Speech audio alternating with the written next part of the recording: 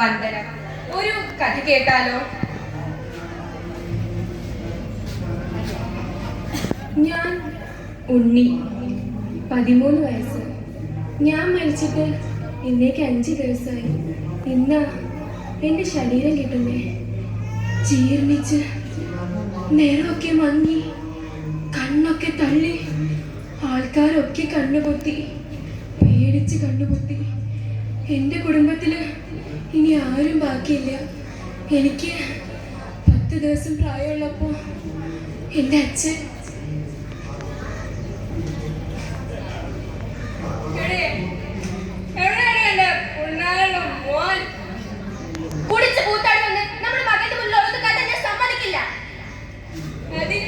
നിന്റെ സമ്മതം ആർക്ക് വേണോടെ?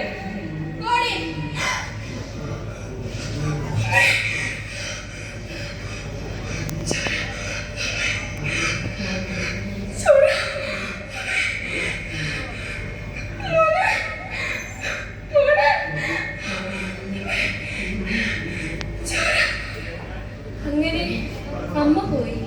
പിന്നീട് എനിക്കുണ്ടായിരുന്നത് എൻ്റെ മാമനാ. അച്ഛനായിട്ടും അമ്മയായിട്ടും ഒക്കെ. മാമന്റെ മൊത്തം സന്തോഷമായിരുന്നു എൻ്റെ സന്തോഷം. മാമ, നമുക്ക് ആ തുമ്പീനെ പിടിച്ചാലോ? കല്ലെടുപ്പിക്കാം. തുമ്പീനെ കൊണ്ട് കല്ലെടുപ്പിക്കുന്നൊക്കെ എല്ലാരും ചെയ്യുന്നല്ലേടാ. നീ തുമ്പീനെ സൂക്ഷിച്ചു നോക്കുക. ഇതിനെ ഞെരുക്കുമ്പോ ഇത് എവിടെയാണ് കണ്ടിട്ടുണ്ടോ? നോക്ക് നോക്ക്, ഒരു സുഖം തോന്നില്ലേ? നോക്ക്.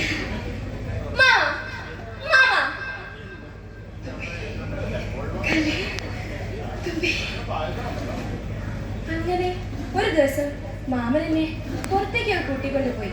പുതിയ ഉടുപ്പൊക്കെ വാങ്ങിത്തരാൻ.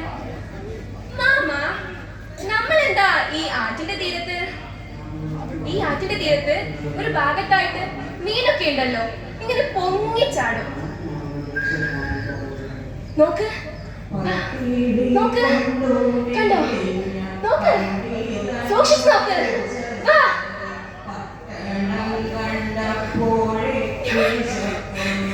ഞാനെന്റെ കുട്ടിയെ കൊല്ലാനോ?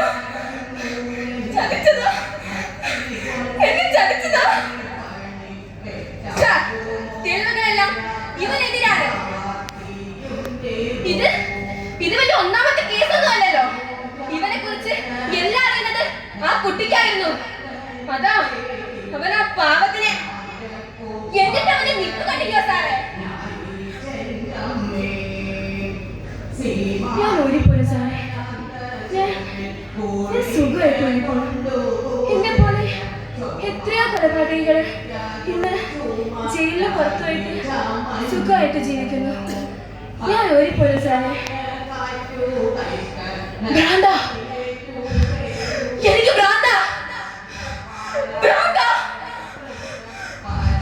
എനിക്കാണോ ഭ്രാന്ത്? നിങ്ങൾക്കല്ലേ ഭ്രാന്ത്? നിങ്ങൾക്ക് ഓരോരുത്തർക്കും അല്ലേ ഭ്രാന്ത്? എനിക്കാണോ ഭ്രാന്ത്?